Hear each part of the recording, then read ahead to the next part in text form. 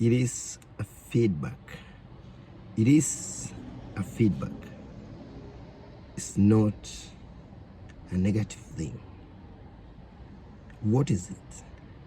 Failure, failing or getting things not correct is a feedback to know and to improve.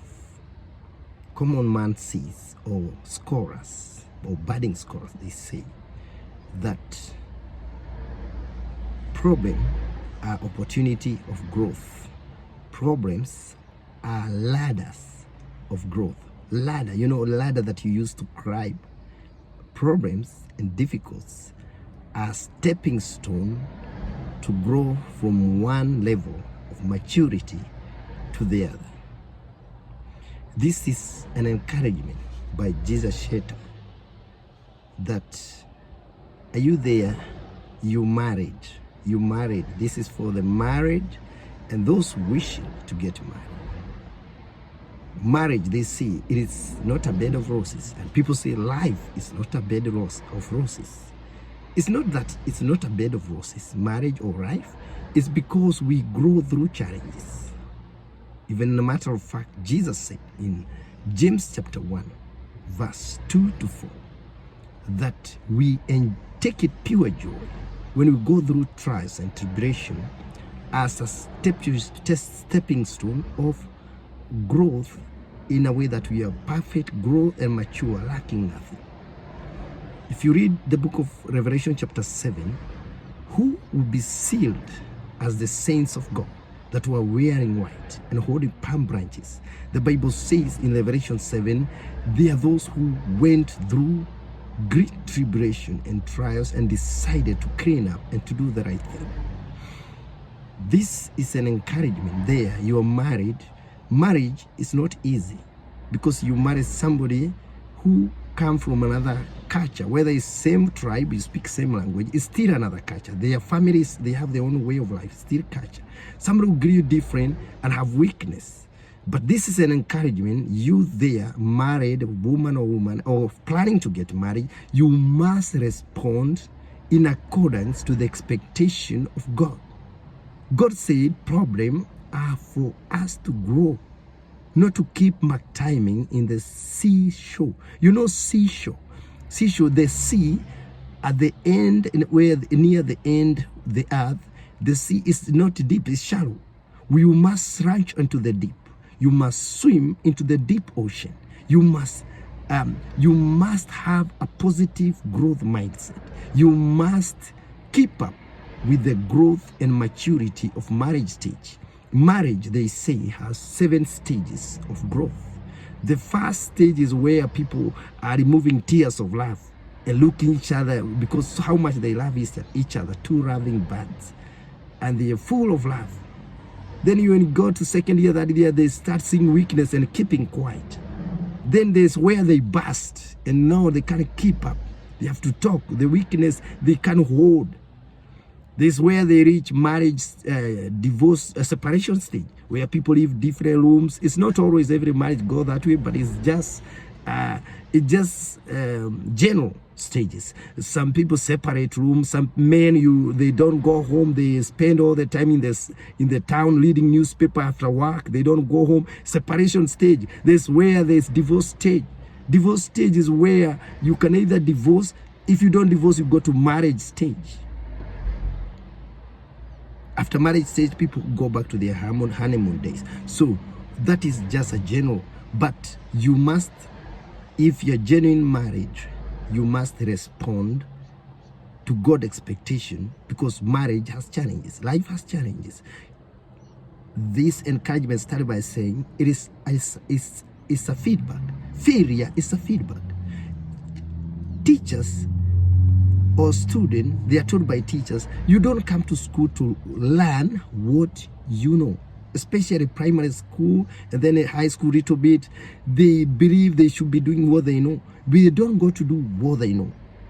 Even little kids, if you give them the one you give them math, they know, but or work, but you need to do what you don't know. So you fail or you struggle. When you are struggling, you are gaining skill like resilience, thinking, critical thinking, decision making. And also, when you fail, you are corrected by the teacher, you know how to do it and you improve. We learn through mistake. We don't learn through ticks. We don't learn through getting it right. We learn through challenges. It is the challenges of transport that brought cars, aeroplane, and train and all mode of transport. Is the problem of storage that brought computers. Imagine a company, how much document they could store, books, so many. Now you can store in a small thing, in an integrated circuit technology. It is because of problem of storage, problem of communication that brought phone and internet. Problem make us think beyond the box. This is an encouragement, not only in marriage, but even in life. When you're going through challenges, it's a feedback for you to improve. If you are broken kids to your spouse at the beginning days of getting children, you can't keep doing that. And now you have 5 children, 3 children, 7 children, you keep doing the same. You must improve. And now open TikTok channel, and now open YouTube channel, and now open Instagram channel, and now open Thread channel, and now open social media channel where God has created what He said, I will join people to build each other to prepare the church of Christ. And the gospel might reach everyone. You cannot now, you're in the 10th year of marriage, 7th year of marriage, you're in 15th year of marriage, still behaving like a child and fighting and a domestic violence. You're supposed to open channel and build women and men and educate them in how to succeed in marriage and relationship and children upbringing. We must portray and respond positively to God's expectation. God said we grow through challenges. The first church, when they were buying holiness in the church, they were called buying indulgency. They were buying holiness. Martin Luther, not Martin Luther King Jr., but Martin Luther, 1517, he told them and quoted them Act 14:22, that we don't buy holiness in the church. We must go through trials and tribulation. Acts 14:22. We enter heaven through trials and tribulation. And that's what he says in the book of Revelation chapter 7. The saints of God shall be sealed, those who went great tribulation and decided to clean their garment in the way they live with people, treat people, think about others. They don't have selfishness. They allow mutual caring of children. They do the right thing at work. They think good of others at their own time. They do the right thing. This is part 1 of encouragement.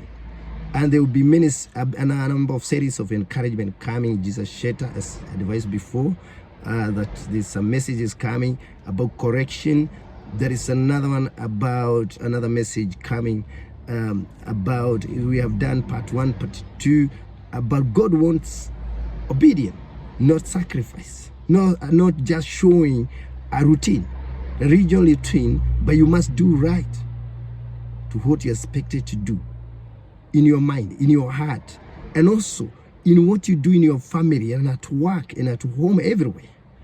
This is Jesus Shelter encouraging you. You planning to get married? Do you married? When those challenges come in marriage, don't become a hardliner. Don't be stingy. Don't be rigid that you can't bend. There's a previous Pope said and told somebody, there's a reader who said that we don't build wall, we build bridges. Otherwise you can break the vulnerable. So when you're breaking kids from a spouse, you're not breaking the spouse, you're breaking the kids. Mind you, all spouses have achieved their life. All parents have achieved their life. So when you're breaking kids and using kids to control a spouse, you're not affecting the spouse, you're affecting the children. And this is the Christianity God is saying. You must grow up.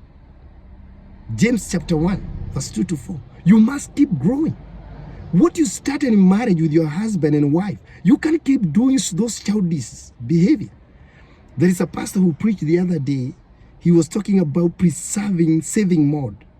Sometimes you realize if you keep talking like a bulldog, you don't have good mental health. There's a pastor who was preaching about that. about saving, putting your saving mode energy. You can use it in another time. So you were saying that long time, when parents started in their and that's what Jesus was saying about growth. When people started in marriage, you are chasing your children, maybe big children. You chase them in the garden. You chase them, and then you reach a point where you cool down. You realize you're wearing yourself out. Another one, you were saying, you come, you say, why is this food not warm? You didn't want my food, especially maybe men. You didn't want my food. Why is this not clean here? Why did you leave things outside?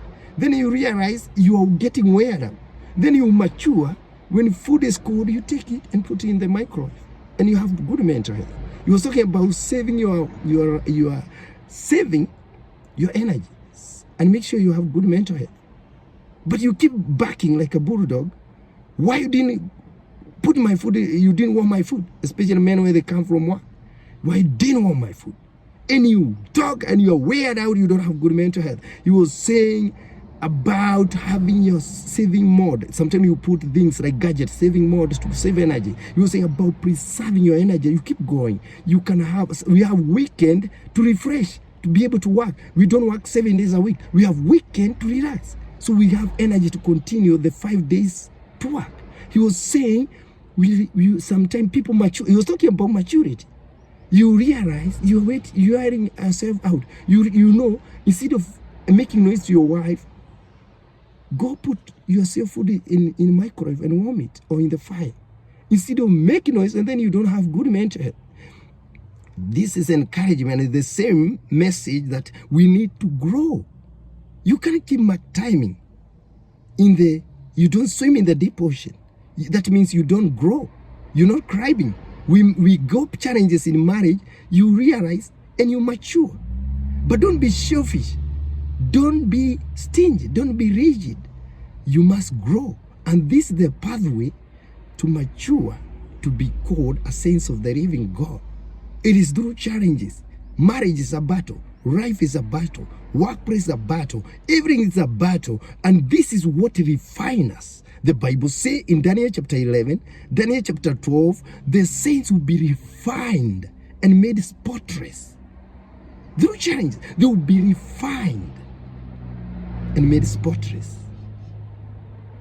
Why did Jesus say it's very hard for rich people to enter heaven? It's as hard as camel or donkey or camel going through a needle, swimming needle hole. Because when things are right, people are not challenged. When people are not challenged, they don't grow. Even in Christianity, that's what Jesus was saying. It's hard for rich people to enter heaven. Because when they have comfort, they relax. Challenges make us pray more, and this for Christian, it makes us pray more and be refined and made spotless until the coming of Jesus. And the Bible says in Revelation, happy are they that die in the Lord from now henceforth. So even if you die, you're already spotless. Or if Jesus comes, you're spotless. May we portray much growth mindset, positive mindset, and ready to learn through challenges. Marriage has a lot of challenges. Children have a lot of challenges. Life has challenges. And this is not for us to take it negative. You commit suicide, you drink alcohol, you resort to immorality, you smoke and smoker. It's for us to grow. To grow. In a matter of fact, on another different note, when challenges come, you pray to Jesus, you also have fulfillment. Jesus take over and balance. Long time there were balance that used to weigh things. They had two sides. So the side of God balances the problem. When you run to God during challenges, he balances, and his peace goes up above the problem. So also, if you believe in God and trust in God, John 4:14, you always be fulfilled. And Jesus balances, and his peace, hope, joy goes up above the challenges. So may we portray the growth, maturity in marriage, especially this is for marriage and those to be married, so that also children can learn values and reach where God wanted them to be. May you be blessed as you purpose to obey the word of God.